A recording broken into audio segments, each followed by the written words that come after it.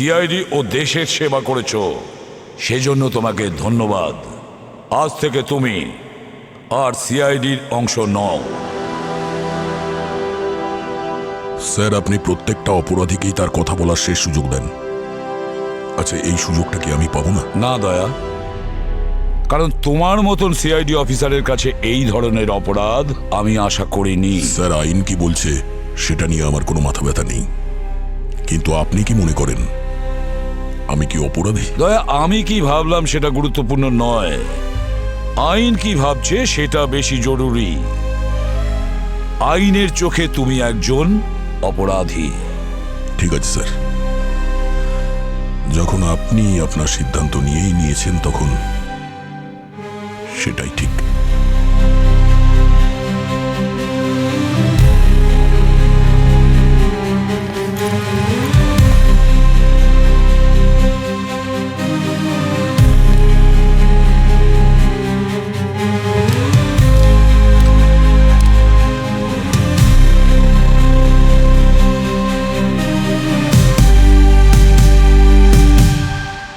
আমি অভয় কুমার আজ 14 তারিখেই এই সিআইডি ব্যুরোতে এসেছি। আজ আমার বউয়ের প্রাণ সংশয় হয়েছে, সেটা এই সিআইডি অফিসারের হাতে, কিন্তু এনারা আমাকে কোনো সাহায্য করছেন না। যদি আমার বউয়ের কিছু হয়ে যায় না, তাহলে শুধুই সিআইডি লোকেরা দায়ী থাকবে। কাল রাত 2টো থেকে 4টের মধ্যে সিআইডি অফিসার ওকে মারতে চলেছে। এরকম যদি কিছু একটা হয় তাহলে আমি নিজেকে পুরো শেষ করে দেবো। আমি সিআইডি ব্যুরোতে আগুন জ্বালিয়ে দেবো, আগুন জ্বালিয়ে দেবো। অভয় নামের কোনো একজন তার স্ত্রীকে বাঁচানোর জন্য সিআইডির কাছে এসেছিল। এই যে এইটা, এই ভিডিওটা 4 ঘন্টা আগে ভাইরাল হয়েছে সোশ্যাল মিডিয়াতে বিচার চাওয়ার নাম করে। ও এসেছিল তো? তুমি এখানে ছিলে তো পঙ্কজ, রাত 10টার সময়? কেউ এসেছিল তো? ও এসেছিল স্যার, কিন্তু কিন্তু কি আমাকে জানাওনি কেন? স্যার ও অদ্ভুত কথা বলছিল। আমার নাম অভয় কুমার, আর আমি আপনাকে একটা মার্ডার হবে এমন খবর দিতে এসেছি। কার মার্ডার হতে চলেছে? আমার ওয়াইফ রূপার। কে মার্ডার করবে আপনার ওয়াইফকে? একজন সিআইডি অফিসার মারবে আমার ওয়াইফকে। আচ্ছা, আপনি কি করে জানলেন যে কোনো সিআইডি অফিসার আপনার ওয়াইফকে মার্ডার করবে?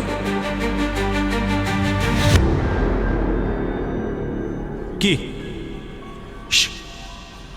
কি হয়েছে? আরে কাছে এসো, শুধুমাত্র তোমার কানেই বলবো।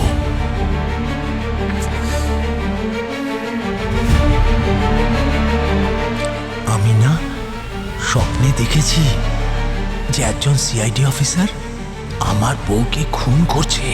আর তুমি জানো, আমার স্বপ্ন সত্যি হয়ে যায়।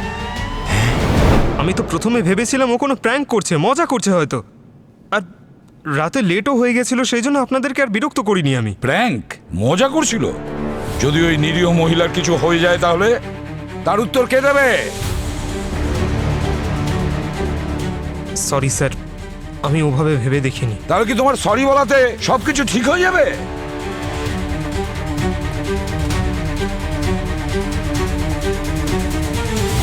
আমার কিছু ঠিক মনে হচ্ছে না অভিজিৎ, কিছু একটা ঘটতে চলেছে ওই রূপার সঙ্গে।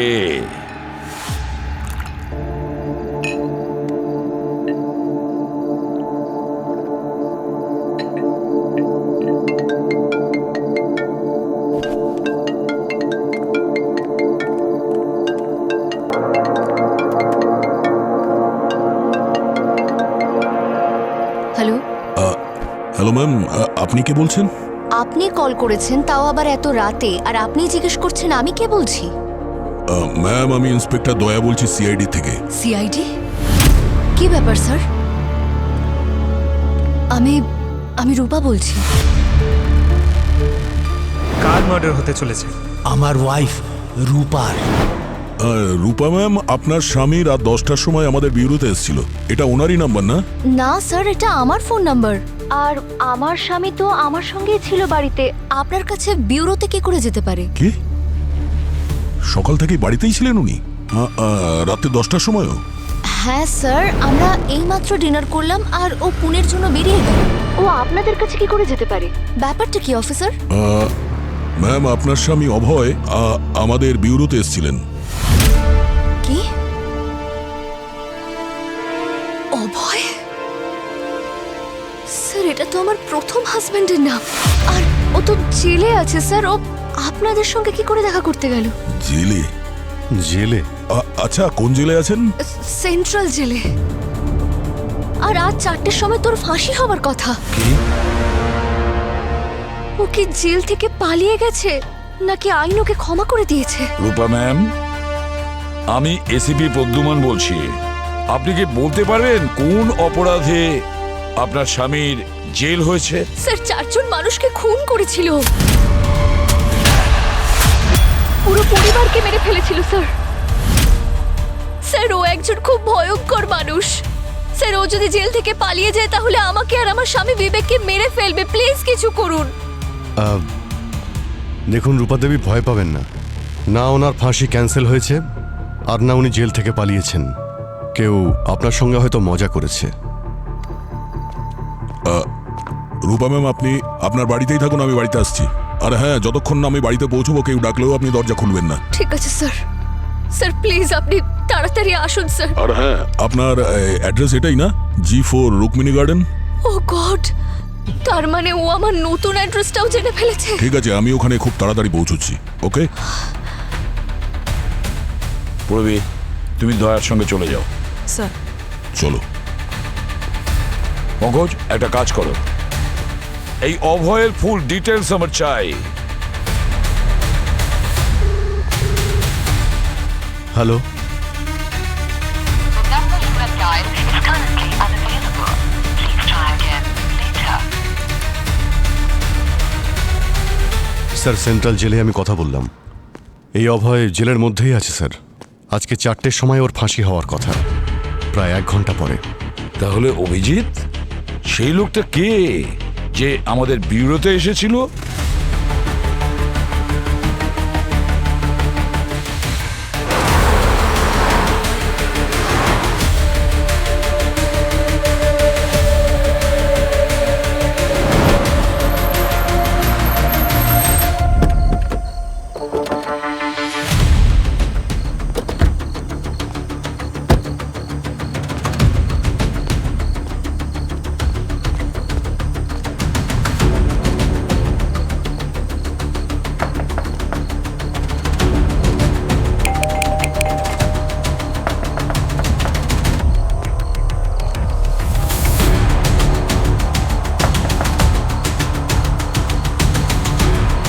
স্যার দরজা তো খুলছে না। আশা করি সব ঠিকই আছে। কল করো ওকে।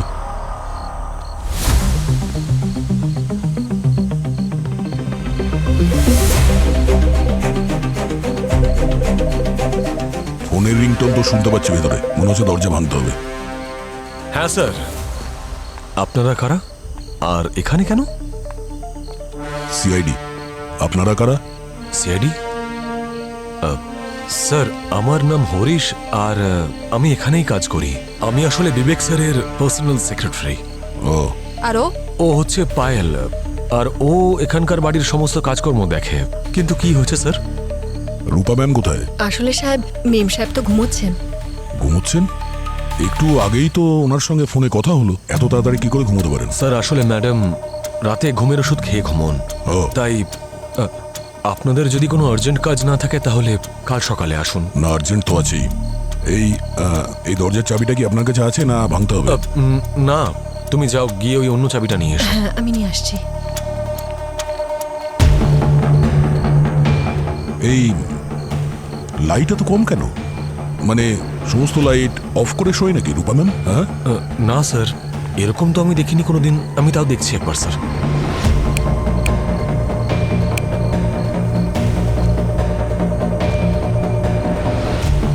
লাইটগুলো আবার জ্বলছে না কেন?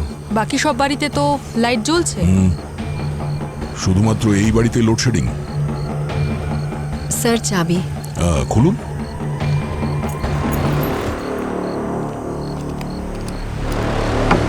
স্যার আমি ভেতরের লাইট একবার জ্বালানোর চেষ্টা করে দেখি।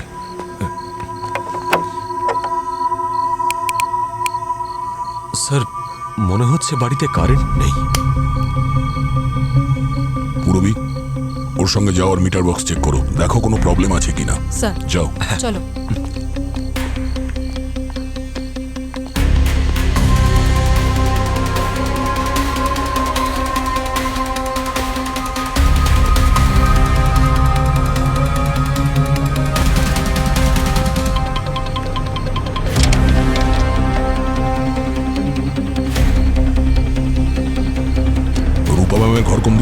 স্যার ওপরে আছে, আমি ওনাকে তুলছি। চলুন।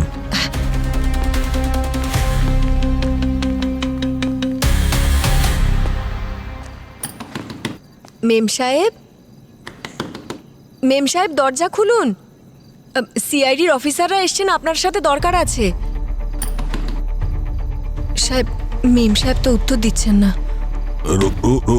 রূপা ম্যাম, আমি ইন্সপেক্টর দয়া বলছি সিআইডির থেকে। একটু আগেই আপনার সঙ্গে কথা হয়েছিল ফোনে। আপনি ঠিক আছেন তো? স্যার, এইভাবে তো ম্যাডাম কখনো ঘুমোন না। সামান্য আওয়াজেও ওনার ঘুম ভেঙে যায় স্যার। একটু পাশে যান।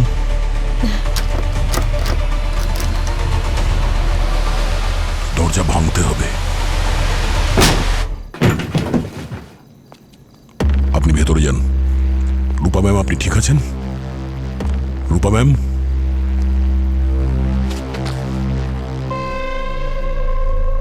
এই কে আছেন পর্দার পেছনে? চুপচাপ বাইরে আসুন। চুপচাপ বাইরে আসুন, নাহলে কিন্তু গুলি করে দেবো।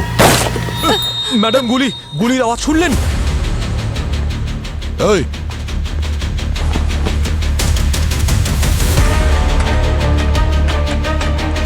রূপা ম্যাম, আপনি ঠিক আছেন? রূপা ম্যাম, পুরবি, পুরবি কোথায় তুমি? পুরবি, পুরবি এখান থেকে কেউ পালিয়েছে গুলি চালিয়ে। দেখো তাড়াতাড়ি। স্যার, মেম সাহেব,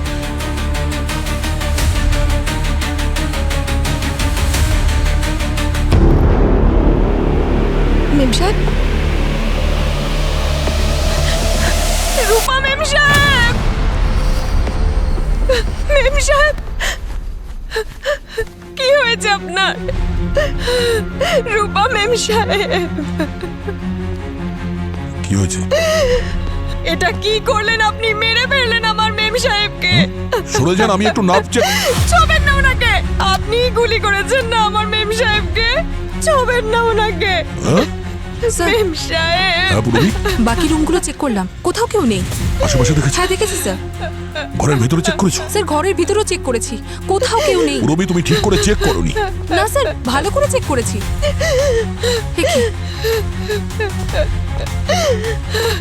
ম্যাম, ম্যাম,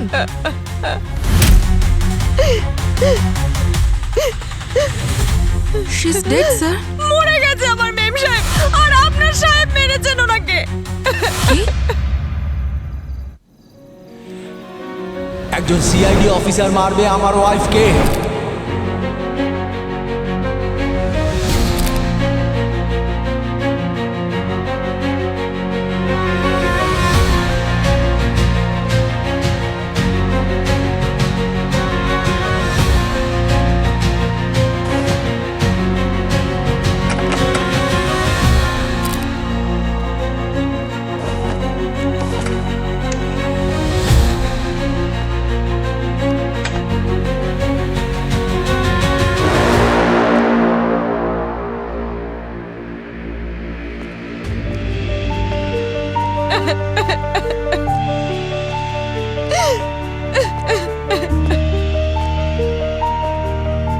অভিজিৎ, গুলি আমি করিনি। মিথ্যে বলছেন সাহেব, আপনি গুলি করেছেন। এক মিনিট, আপনি চুপ করুন। বাইরে থাকুন যতক্ষণ না জিজ্ঞেস করা হচ্ছে। কিচ্ছু বলবেন না, প্লিজ বাইরে যান।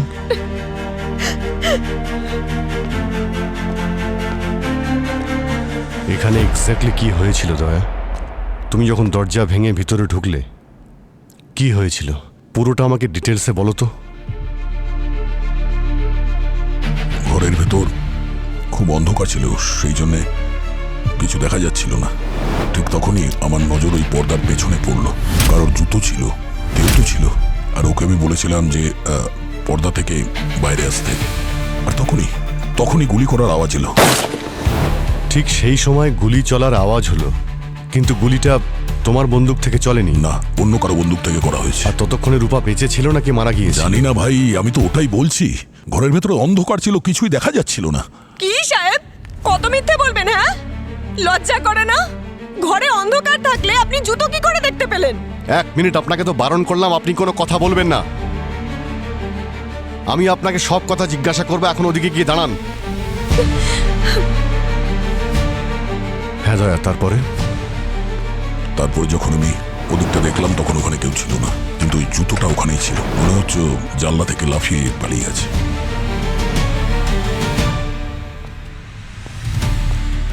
পূরবী, তুমি ওখানে ব্যাকইয়ার্ডেই ছিলে না যখন দয়া তোমাকে ডেকেছিল? কেউ ছিল ওখানে?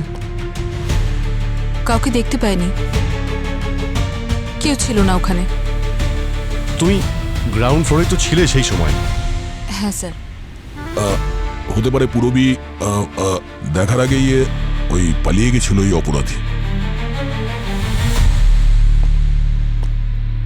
ভাই দয়া, এই ব্যাকইয়ার্ডটা অনেকটাই বড়। অন্তত 30 থেকে 40 সেকেন্ড লাগবে মেন গেটে পৌঁছতে।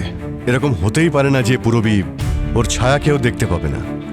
স্যার, স্যার জানলার নিচে আমি খুব ভালো করে চেক করেছি, কারোর পায়ের চিহ্ন পাইনি। আর গার্ডেনেও দেখেছি স্যার, ওখানেও কিছু পাইনি।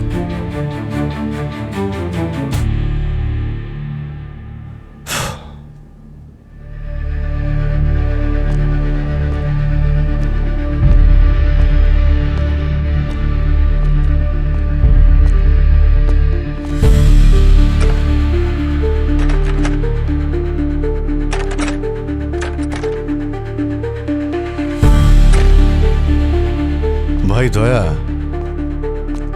এই জানালা তো খুলছেই না, ভিতর থেকে পুরোপুরি বন্ধ।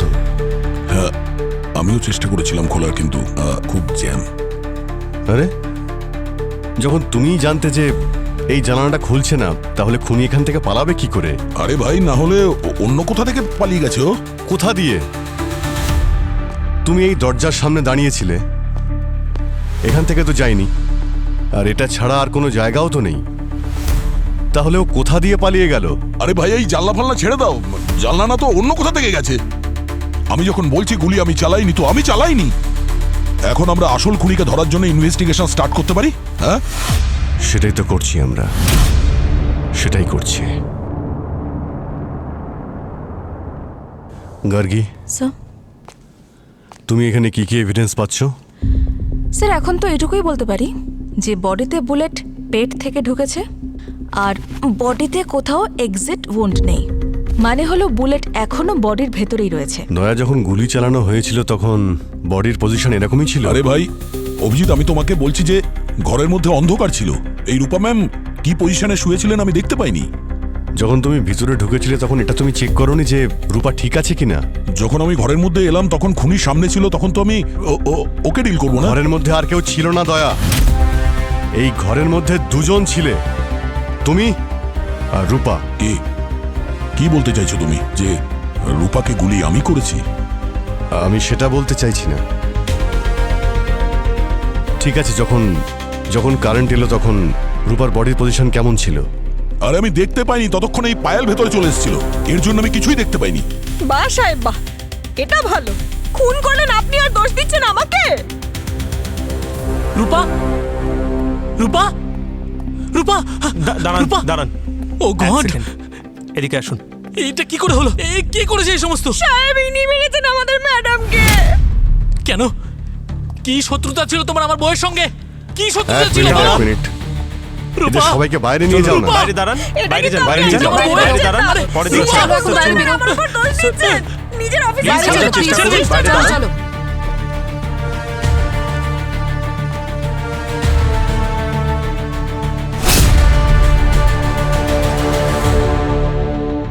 স্যার এই যে বিছানার পাশ থেকে বুলেটের শেলটা পাওয়া গেছে। ফ্যান্টাস্টিক। অভিজিৎ, আমি তোমাকে বলেছিলাম না গুলি এখান থেকে চলেছে, খুনি এখানেই ছিল। সেটা তো জানাই যাবে দয়া, গুলি কোন বন্দুক থেকে চলেছিল।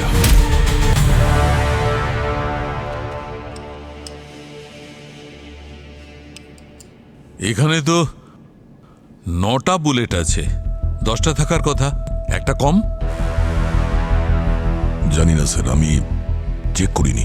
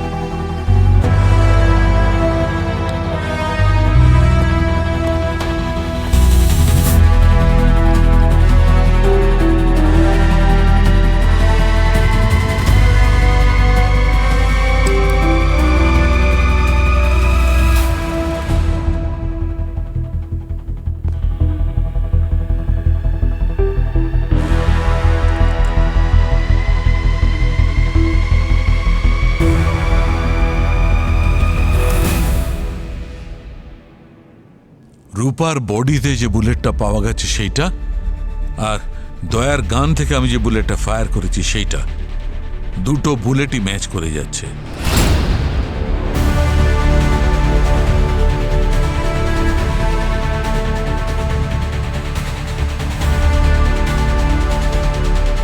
রূপার মৃত্যু তোমার গান থেকে চালানোর কারণেই হয়েছে দয়া। এটা কি করে হতে পারে স্যার?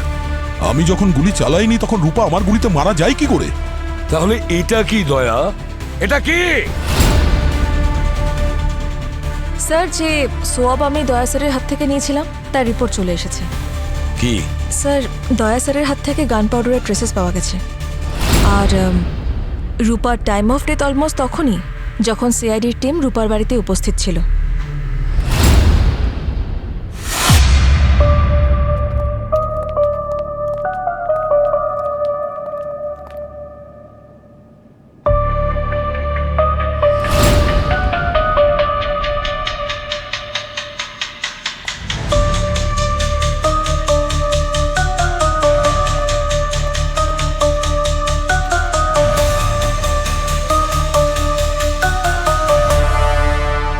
ডিজিপি প্রতাপ, আমার নাম তো নিশ্চয়ই শুনেছো তোমরা।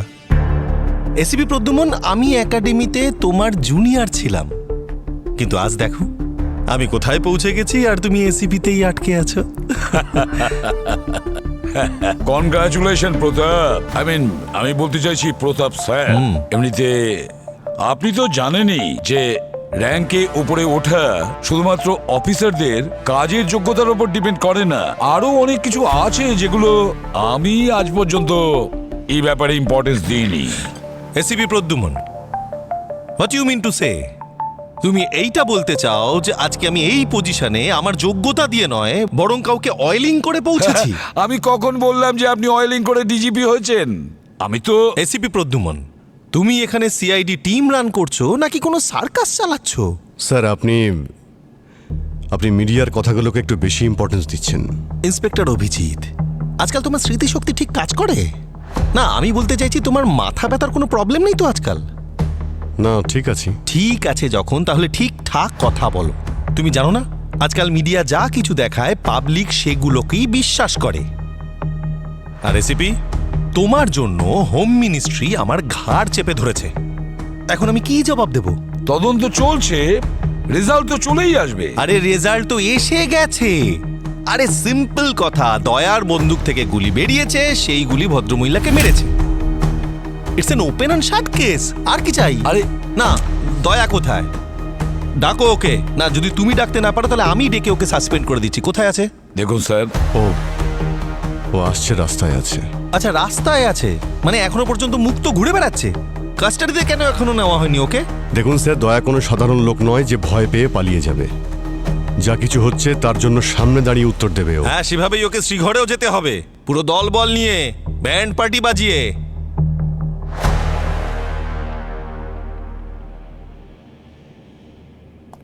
ডক্টর সালুখে। Yes sir. নমস্কার। তো কি বলছে আপনার সায়েন্স? দয়া নির্দোষ নাকি অপরাধী? ওয়েল স্যার, এখনো পর্যন্ত সমস্ত রিপোর্ট তো দয়ার বিপক্ষে, কিন্তু এটা কনফার্ম যে দয়ার বন্দুক থেকে গুলিটা বেরিয়েছিল। Right sir. আচ্ছা, একটা কথা বলুন, যদি দয়ার জায়গায় অন্য কোনো মানুষ হতো আর এই সমস্ত তথ্য প্রমাণগুলো থাকতো তাহলে?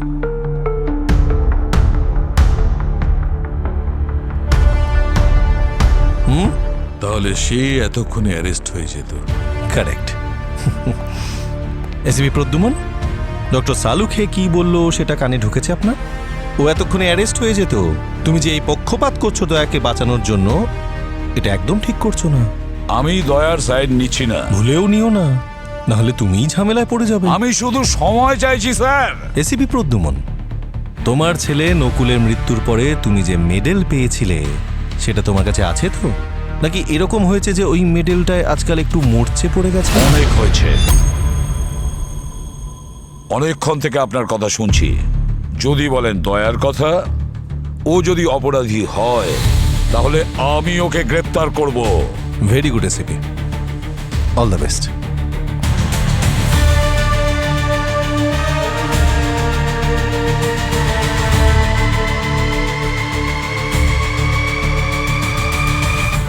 সিনিয়র ইন্সপেক্টর দয়া, তুমি সিআইডি ও দেশের সেবা করেছো, সেজন্য তোমাকে ধন্যবাদ।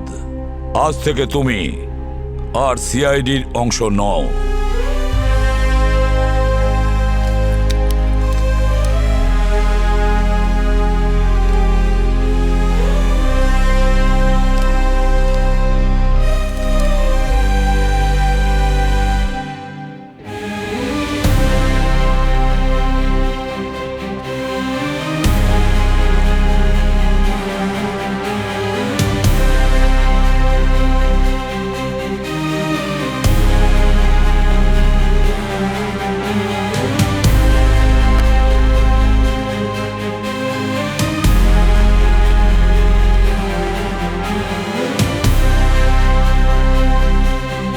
আমাকে যত দূর যেতে হয় আমি যাব, কিন্তু দয়াকে নির্দোষ প্রমাণ করবই। সবার চোখে দয়া হয়তো অপরাধী, কিন্তু আমার মনে হয় ও কোনোদিন কারোর ক্ষতি করতে পারে না। আচ্ছা, অভয় কিরকম লোক ছিল? অভয়? স্যার, এ তো আমার প্রথম হাজবেন্ডের নাম। কোন জেলে? সেন্ট্রাল জেলে। এই অভয় জেলের মধ্যেই আছে স্যার। আর 4টের সময় ওর ফাঁসি হতে চলেছে। অভয়ের মতো পাগল আমি এই জীবনে আজ পর্যন্ত দেখিনি। ওর সম্পর্কে আপনি এই কথাটা কেন বলছেন? স্যার, একদম সায়েন্টিফিক ব্রেন ছিল। আমরা ওকে জেলের মধ্যে পাগলা নিউটন বলতাম। Scientific brain? সবসময়ই কিছু না কিছু আবিষ্কার করতেই থাকতো। হ্যাঁ, কি আবিষ্কার করেছিল? কি বানিয়েছিল? কিছু একটা মেশিনের মতো বানিয়েছিল।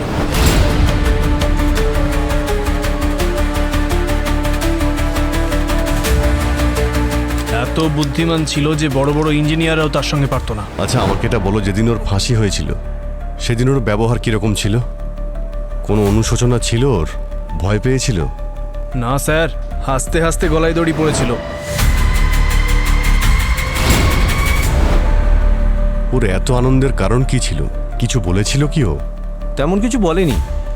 ওর পৃথিবীতে থাকার সম্পূর্ণ ইচ্ছেটাই কমে গেছিল স্যার। জেলে কি ওর সঙ্গে দেখা করতে আসতো? না স্যার, ওর কাছে কেউ আসতো না।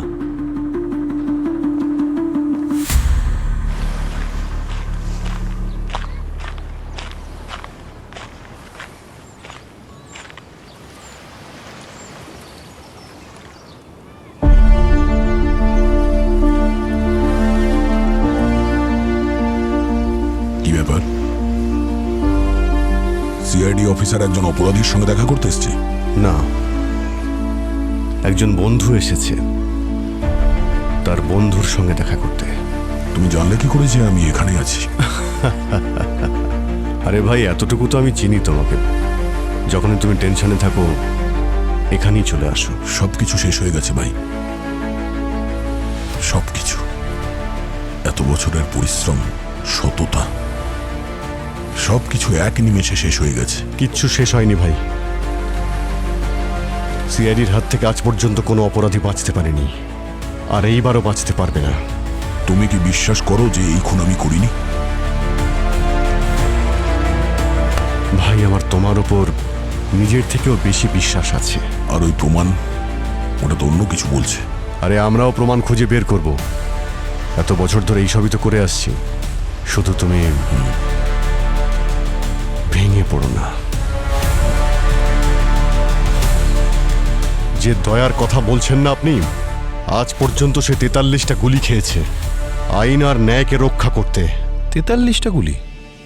এতগুলো গুলি তো আমি আমার কেরিয়ারেও চালাইনি কখনো। কিন্তু ও খেয়েছে, কখনো হাতে, কখনো পায়ে, পিঠে, বুকে, সারা শরীরে আঘাত আছে ওর। আর আপনি দয়াকে এত সহজে অপরাধী সাব্যস্ত করতে চাইছেন?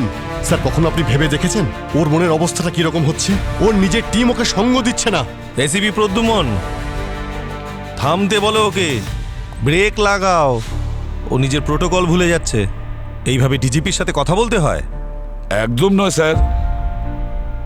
আসলে আপনাকে কি বলবো স্যার, এই যে বন্দুক আছে তার ব্যারেলস থেকে গুলি যখন বেরিয়ে পড়ে সেটা রিভার্স আর হয় না। হ্যাঁ স্যার, আমি বুঝতে পারছি না আপনি দয়াকে অপরাধী প্রমাণ করার জন্য এত ব্যস্ত কেন হয়ে পড়েছেন। দয়া ফেসে গেলে আসল অপরাধী তো বেঁচে যাবে। না, তুমি বলতে কি চাও? তুমি এটা বলতে চাও যে দয়াকে কেউ ফাঁসাতে চাইছে? সে দয়ার থেকে গানটা নিল, গুলিটা মারলো, গুলি মেরে দয়ার হাতে আবার গানটা ফেরত দিয়ে দিল। হ্যাঁ, এক মিনিট কি বললেন আপনি? আমি বলছি দয়া কোনো দুধের শিশু নয়, ও একজন পালোয়ান। এত সহজে কেউ ওর হাত থেকে বন্দুক ছিনিয়ে গুলি চালাতে পারবে না। আমি তো শিওর যে দয়াকে কেউ ফাঁসিয়েছে, কিন্তু যেই দয়াকে ফাঁসিয়ে থাকুক না কেন, সে এটা কি করে জানলো যে ক্রাইম সিনে দয়াই যাবে, আমাদের মধ্যে কেউ নয়? স্যার, যখন ক্রাইম সিনে আমি আর দয়া স্যার ওখানে গিয়েছিলাম, সেই সময় ব্যুরোতে আমরা ছাড়া তো আর কেউ ছিল না। তাহলে বাইরের লোক কি করে জানলো যে ক্রাইম সিনে একমাত্র দয়া স্যারই যাবে? মুরবি, তোমাদের রূপার বাড়িতে পৌঁছতে কত সময় লেগেছিল? স্যার, প্রায় 1.25 ঘন্টা। 1.25 ঘন্টা, 45 মিনিটস। যদি কেউ দয়াকে ফাঁসানোর চেষ্টা করে থাকে, তাহলে এত কম সময়ে পুরো প্রস্তুতি কিভাবে সে নিয়েছিল? গোলমাল আছে, নিশ্চয়ই কোনো গোলমাল আছে।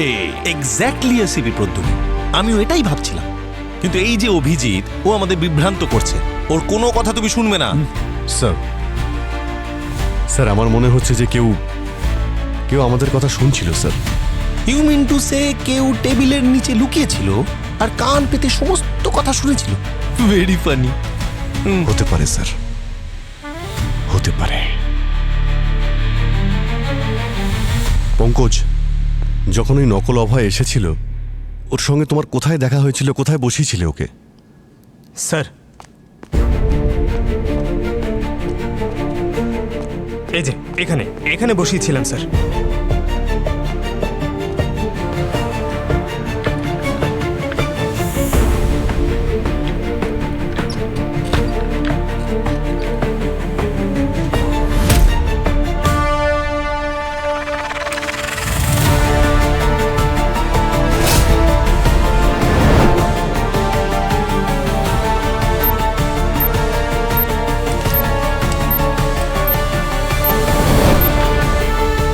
এই হলো আপনার অপরাধীর কান।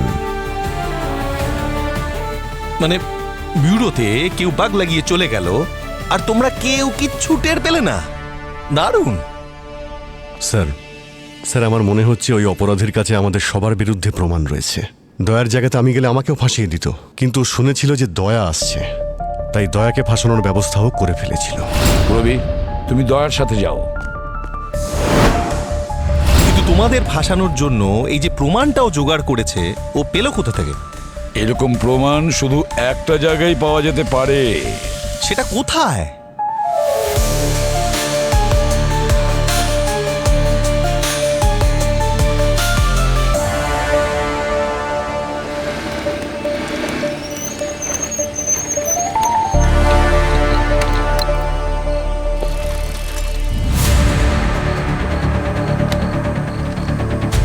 ভাই অভিজিৎ, আমার সঙ্গে যা হবে তা তো হবে, কিন্তু আমার জন্য তুমি যে রিস্ক নিচ্ছ না, তোমার উপর যদি কোনো দোষ এসে যায়, তাহলে আমি নিজেকে কখনো ক্ষমা করতে পারবো না। আরে কি বলছো ভাই? বন্ধু মনে করো, আবার এই কথাও বলছো? কিচ্ছু হবে না, চলো দেখি কি করে তোমাকে নির্দোষ প্রমাণ করা যায়। অভিজিৎ, আমার একটা কথা কিছুতেই মাথায় ঢুকছে না।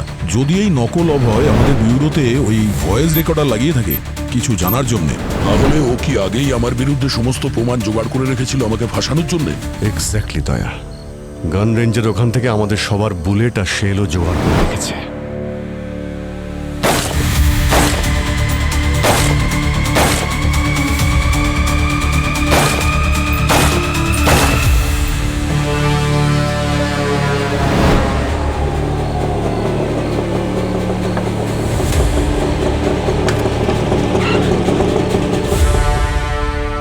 ডক্টর সালুকে এখানে তুমি ডেকেছো?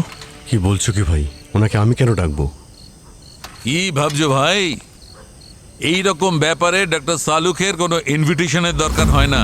কিন্তু স্যার, আপনি জানতে পারলেন কি করে যে আমরা এখানে আছি? দেখো, আমি তোমাদের দুজনকে ফোন করছি আর তোমাদের দুজনের ফোনই সব সময় বন্ধ থাকছে। তখন আমি বুঝে গেলাম যে তোমরা দুজন তোমাদের ফোনের সুইচ অফ করে এই প্রবলেমটা সলভ করার জন্য এসেছো। স্যার, যদি দুটো প্রশ্নের উত্তর আমি পেয়ে যাই, তাহলে দয়াকে নির্দোষ প্রমাণ করে দেব।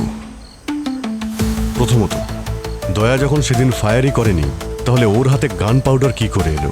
আর দ্বিতীয়ত, যদি দয়া গুলি না চালায় তাহলে ওর গুলি দিয়ে রূপা মারা গেল কি করে? তবে খুঁজতে থাকি, দুটো প্রশ্নের উত্তরই খুঁজতে থাকি। কিন্তু দয়া, সবার আগে তুমি আমাকে এইটা বলেছে এসেই তুমি প্রথম কোন জিনিসটা ছুঁয়েছিলে, আর তারপর কোথায় কোথায় হাত দিয়েছিলে? সবার প্রথমে তো আমি ডোরবেল বাজিয়েছিলাম। চলো ওইখান থেকেই শুরু করা যাক।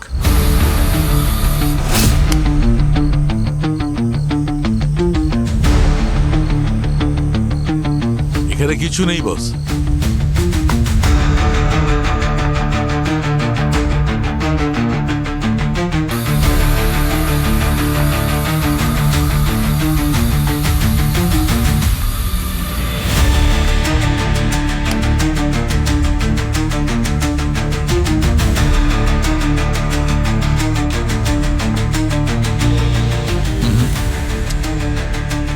আচ্ছা দয়া, তুমি এই জায়গাটা ছাড়া অন্য কোথাও হাত লাগিয়েছিলে?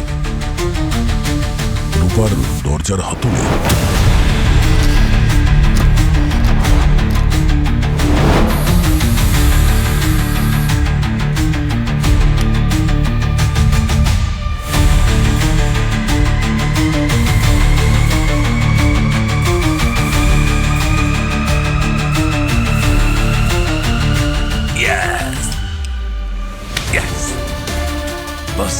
অভিজিৎ, এইখান থেকেই এসেছে গান পাউডার দয়ার হাতে। এই গান পাউডার এই হাতলের উপর আগে থেকেই লাগানো ছিল। এই দেখো, দেখতে পাচ্ছ? একটা প্রশ্নের উত্তর পেয়ে গেছি যে দয়ার হাতে গান পাউডারটা কোথা থেকে লেগেছিল। এবার এটা যদি জানতে পারা যায় যে দয়ার বন্দুক থেকে রূপার খুন হলো কি করে, খুঁজে দেখা যাক না। এই প্রশ্নের উত্তরটাও খুঁজলেই পাওয়া যাবে। তুমি এক কাজ করো, তুমি এই বেডের উপর শুয়ে পড়ো। স্যার আমি কি এখানে শুতে এসেছি নাকি? আরে জানি বাবা, কিন্তু প্রশ্নের উত্তরটা পাওয়ার জন্যে কিছুক্ষণ তুমি এখানে শুয়ে পড়ো। আমি এটা জানতে চাই যে রূপাকে গুলিটা কোন অ্যাঙ্গেল থেকে করা হয়েছে। ওকে, শুয়ে পড়ো।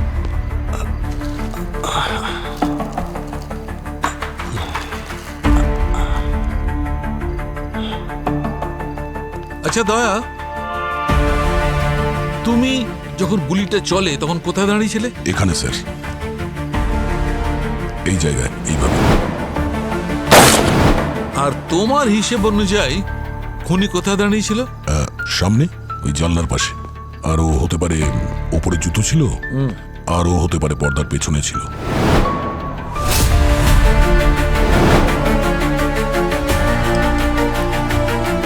এক কাজ করো, তুমি এই লেজার লাইটটা অভিজিতের পেটে ঠিক সেইখানে মারো যেখানে রূপার গুলি লেগেছিল। মারো।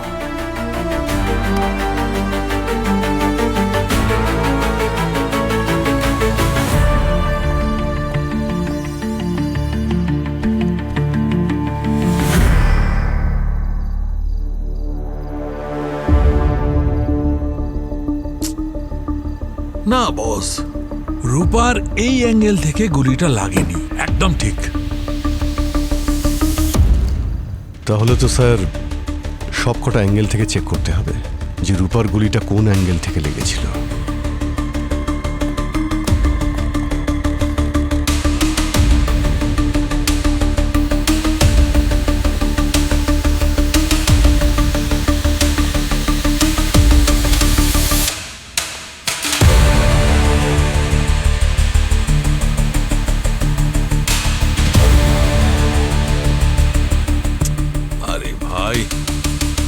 কোনো জায়গা থেকেই এই 30 ডিগ্রি অ্যাঙ্গেলটা আসছে না, যে অ্যাঙ্গেল থেকে রূপার গুলিটা লেগেছিল।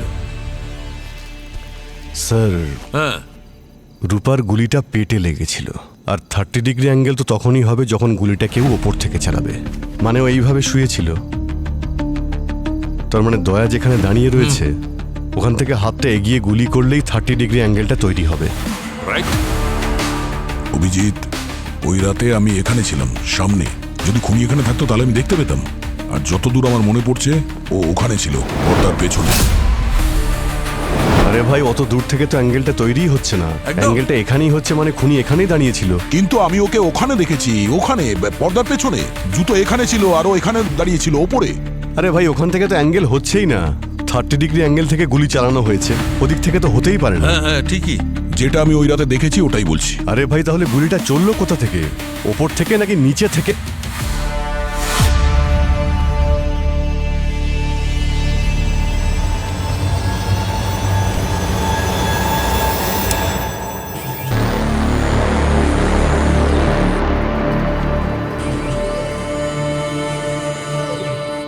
এটা কিসের আওয়াজ? কিন্তু যখন আমি এই সুইচটা অন করলাম তখনই আওয়াজটা শুরু হয়েছে। আমার তো মনে হচ্ছে যেন কোনো মেশিন টেশিন চলছে এখানে। আরে এটা কি মেশিন? কোনো ওয়াশিং মেশিন নয় তো?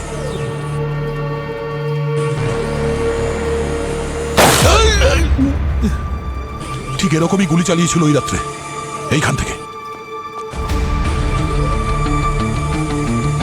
হ্যাঁ, আমার তো বেডের ওপরেও কেমন একটা ভাইব্রেশন ফিল হলো। হ্যাঁ। ডক্টর সালুকে, আপনি ঠিক আছেন তো? হ্যাঁ। আবার চলেছে, আবার চলেছে। স্যার, গুলিকে চালাচ্ছে। 1 মিনিট। হ্যাঁ, এখানে এসে দাঁড়াও, সেদিন যেমন দাঁড়িয়েছিলে। তুমি হেঁটে এসে এখানটা একবার দাঁড়াও তো।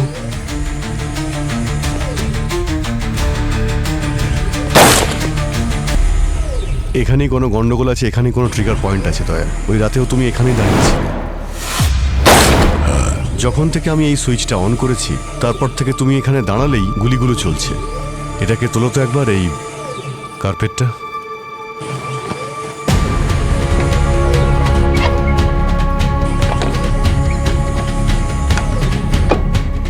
ও মাই গড! তাহলে এই হলো গুলির রহস্য। যখনই তোমার পা এখানে এসে পড়ে তখনই গুলি চলেছিল। তাহলে এই 30 ডিগ্রি হয় ওপর থেকে হবে, আর তা না হলে নিচ থেকে, বেডের নিচ থেকে।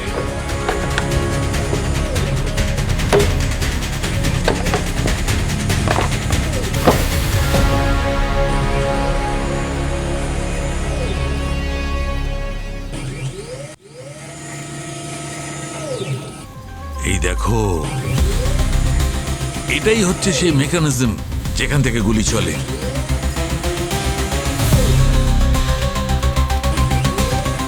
তাহলে হতে পারে রূপা উপুর হয়ে শুয়েছিল বিছানায় যখন আমি ওই টাইলসের ওপর পা রেখেছিলাম। যখন তুমি টাইলসে পা দাও তখন গুলিটা চলে আর সোজা ওর পেটে গিয়ে লাগে। রাইট।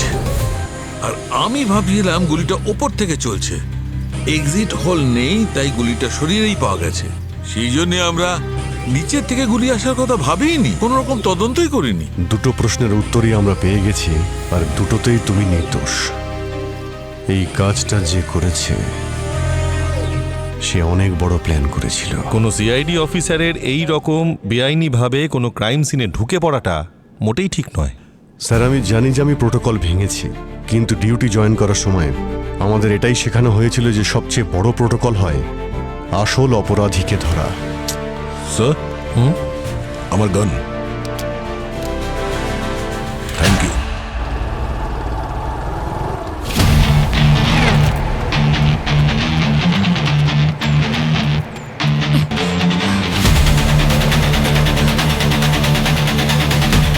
এই দাঁড়া। নকল অভয় সেজে বিউরো কেন এসেছিলি? ও, তাহলে এসব তুই করেছিস? বন্দুক থেকে গুলি চুরি করে কেন ফাঁসালি দয়া স্যারকে? বিউরোতে রেকর্ডার কেন লাগিয়েছিলিস? নিজের কোনো উদ্দেশ্য ছিল নাকি অন্য কারোর কথায়? আমি বলেছিলাম না আমার স্বপ্ন সত্যি হয়, কিন্তু আজকে না আমি আমার নিজেরই মরে যাওয়ার স্বপ্ন দেখেছি। এই কি করলি? দাঁড়া, দাঁড়া। এই! ওকে বিষ খেলো? আরে হসপিটালে নিয়ে যাই ওকে। কোনো লাভ নেই, হি ইজ ডেড। মনে হচ্ছে ও একটা বোরে, কারোর ইশারায় ও করছিল কাজগুলো। ফোনটা একবার চেক করে দেখি, যদি কিছু পাওয়া যায়। আচ্ছা, এর কথা এসব করছিল।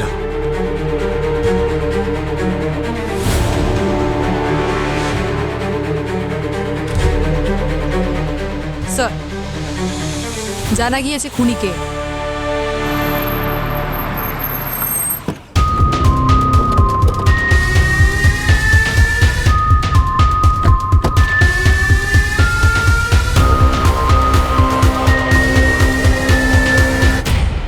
তাহলে বলুন স্যার, আমাদের এখানে কেন ডেকেছেন? আর এনাকে কেন এখনো জেলে পাঠাননি? আমার মৃত স্ত্রী কি বিচার পাবে না স্যার?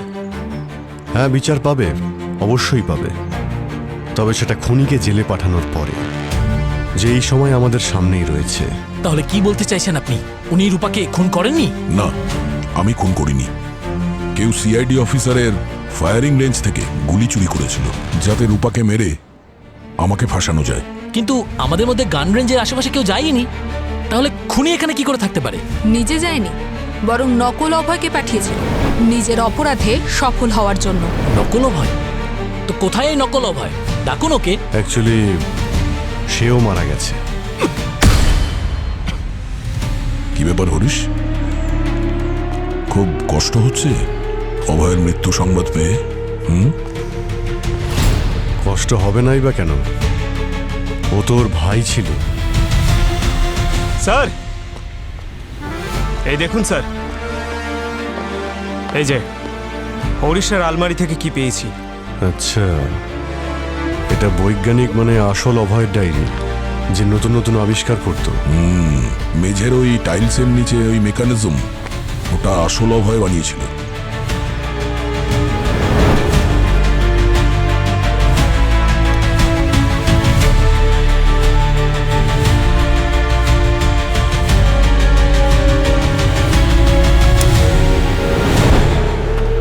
আরে আরে আরে, কোথায় পালাচ্ছ? তোমার দাঁতের মেকানিজম পাল্টাতে হবে এখন। অভয় স্যার ছিলেন আমাদের আইডল, একজন ভালো মানুষ। উনি আমার আর আমার পরিবারের জন্য অনেক করেছেন স্যার। ওনার প্রতি আমি চিরকৃতজ্ঞ থাকব। আদালতে যখন স্যারের ফাঁসি ঘোষণা হলো, আমাদের সেটা সুবিচার মনে হয়নি। বাহ বাহ বাহ, তোমাদের দুজনের সুবিচার মনে হয়নি? চারজন নিরীহ লোকের প্রাণ নিয়েছে ও, নিজের বন্ধু সুমিতের পুরো পরিবারকে মেরে ফেলেছে, আর তোমরা বলছো সুবিচার হয়নি? হ্যাঁ স্যার, সুমিতের পরিবারকে উনি মারেননি, উনি তো শুধু ভুল সময়ে ভুল জায়গায় উপস্থিত ছিলেন। ওনার প্রাণ নিয়েছে আমাদের সিস্টেম। একজন নির্দোষকে ফাঁসির শাস্তি দেওয়া হয়েছে। আমাদের উইটনেস বানিয়ে আমাদের বয়ানকে চেঞ্জ করে দিয়ে ওনার বিরুদ্ধে ইউজ করা হয়েছে স্যার। আর জজ সাহেবও এটাই বলেছিলেন, যেহেতু সব প্রমাণ ওনার বিরুদ্ধে, সেই জন্যই ওনাকে ফাঁসির শাস্তি দেওয়া হচ্ছে, যেখানে অভয় স্যারের কাছে সুমিতের পরিবারকে মারার কোনো কারণ ছিল না স্যার। এবার আপনিই বলুন স্যার, এটা কি অন্যায় নয়? তাই আমরা একটা প্ল্যান করি, একজন সিআইডি অফিসারকে খুনের অপবাদে ফাঁসাবো, আর তারপর পৃথিবীর সবাই তামাশা দেখবে। কোনো অপরাধ না করে শুধু প্রমাণের উপর ভিত্তি করে সে কি আদৌ শাস্তি পাবে? আচ্ছা, এই কাজটা তো ভালোভাবেও করা যেত, পিটিশন ফাইল করতে পারতে, কিন্তু তোমরা একজন নির্দোষকে মেরে ফেলেছো। উনি নির্দোষ ছিলেন না স্যার। অভয় স্যারের জেল হওয়ার পরেই 2 মাসের মধ্যে দ্বিতীয়বার বিয়ে করেছিলেন রূপা ম্যাডাম। রূপা সুমিতের পরিবারকে শেষ করে অভয়কে জেলে পাঠানোর ষড়যন্ত্র করে, যাতে ওর পথের কাঁটা সরে যায় আরও একজন বড় লোককে বিয়ে করতে পারে। চালাক মহিলাও। শুধুমাত্র তোমরা রূপাকেই খুন করনি, বরং ইন্সপেক্টর দয়ার মতো সৎ এবং এফিসিয়েন্ট অফিসারকে কালিমা লিপ্ত করার চেষ্টা করেছো। আইন তোমাদের কঠিন থেকে কঠিনতম শাস্তি দেবে।